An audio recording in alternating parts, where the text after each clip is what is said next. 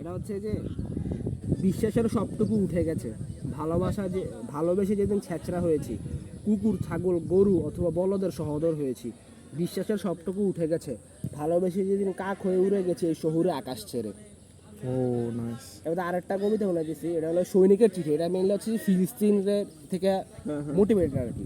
যে বন্দুক, কবিতাটা আছে এমন যে বন্দুক তুলে নিতে হয় মাঝে মাঝে, গোলাপের তোড়াটা সরিয়ে রাখতে হয়, মাঝে মাঝে বেছে নিতে হয় মুদ্রার উপাশে থাকা আগুন, প্রেমিকার মুখ হাতে নেওয়া হয় না, জড়িয়ে ধরতে হয় রাইফেল ও গ্রেনেড, ধ্বংসস্তূপে বাঁচার তাগিদে আঘাত ও আঘাতের উত্তরে বেছে নেই পারমাণবিক মৃত্যু, মাতৃভূমিকে পূরণ করতে বিলিয়ে দেয় খালি বুক, মেডুসা গোলাপ ফিরিয়ে করেছিল নিঃস্ব, প্রসব বেদনা তরপাতে থাকা জননী, সদ্য ভূমিষ্ঠ নবজাতক ও বোমায় ক্ষতবিক্ষত পরিবারের লাশের স্মৃতি মাটি থাপড়াতে থাকে, চলে যাওয়ার বেদনা আরও গাঢ় হয়, ছেড়ে যাওয়ার বেদনা স্রেফ উৎপাত লাগে, বন্দুক তুলে নিতে হয় মাঝে মাঝে যখন দেয়ালে পিঠ থেকে যায়, বাড়িয়ে ধরে বেয়নেট, গোলাপের কাঁটা বেঁকে যায়, অস্তিত্বই তখন মাতৃভূমি প্রেমিকা হয়ে যায়।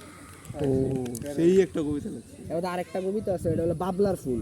এটা হচ্ছে আমার একটা ফ্রেন্ড, ওই ফ্রেন্ডের ওই যে বউ মারা গেছিল, তো বউ মারা যাওয়ার পর ওই যে রিহান। হ্যাঁ হ্যাঁ, ও মানে মেনলি হচ্ছে যে ওর ঘটনা তো তুমি জানোই, রিহানের ঘটনা জানো না? শুধু শুনছি যে আর গার্লফ্রেন্ড না। হ্যাঁ এরকম না, তো ওইটার থেকে ইম্প্রোভাইজড হয়ে আমি একটা কবিতা লিখছি। আচ্ছা বলো তুমি এটা কবিতাটা হচ্ছে যে, বাবলার ফুল ঝরেছে অকালে একটি সজীব শীতল কবরে, গত শীতে কেউ চলে গেছে কারো জন্মতিথিতে, আছড়ে পড়েছে এক যুবক নরম কবরের উপর, চলে যাবার সবকটে ঢেউ নিয়ে, বসন্ত আসে ধীরে, সব গাছে ফুল হয়, প্রজাপতি পাখির যৌথ প্যারোডে বাবলার গাছ শূন্যই থাকে, ফুলগুলি কি কবর ছেড়ে আসতে পারে?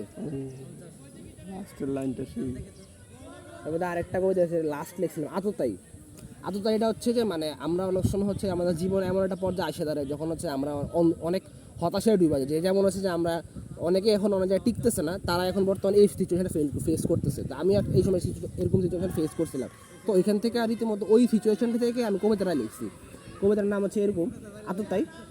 কবিতাটা হচ্ছে, অন্ধকারে দাঁড়িয়ে আততায়ী, কুয়াশায় ভেজা আস্তিন তার, দুঃখকে মুষ্টি পাকিয়ে ঘুষিতে ভরিয়ে তোলে মুখ, ঠোঁট কেটে যায় নাক ভেঙে গল গল লহু মানে রক্ত আর কি, আঘাতে দিশেহারা হয়ে যায় লুটিয়ে পড়ে মাটিতে, নীল চোখে হাতড়াই তাকে, মাথা তুলতেই বুকে লাথি, ক্লান্ত স্বরে বলে ওঠে কে ভাই তুমি, শুকনো পাতার মতো ভাঙে খাঁচার প্রতিষ্ঠা কপাট, উষ্ণ পিচের মতো পথে শুয়ে পড়ি যুদ্ধের ক্লান্তিতে, কলার ধরে দাঁড় করায়, ঘাম রক্ত প্রেমে পড়ে যায়, ভয় পাওয়া অনিবার্য দুঃখ, ভাষণের স্বরে বলে আততায়ী, অবাক হবার শক্তি পাই, বাহুতে বল ফিরে আসে, মুষ্টি পাকিয়ে বাঘের মতো অন্ধকারে ঝাঁপিয়ে পড়ি, জুডো কারাতে বক্সিং তাইকোয়ান্দো, দুঃখের সাথে তুমুল লড়াই, রক্তে রক্তে তীব্র যুদ্ধ, আধারের আসমানে উড়ে মিসাইল, লাশের গন্ধে মেঘাচ্ছন্ন মর্গে আত্মসমর্থনে ব্যাপক শহীদ, গাজীর সংখ্যাও কম নয়, বিজয়ের ইস্কা মারিয়ানা আধারে, অবশেষে যুদ্ধ জয় আততায়ী আলোতে, নিহত হয়নি কলি জমানাতেও,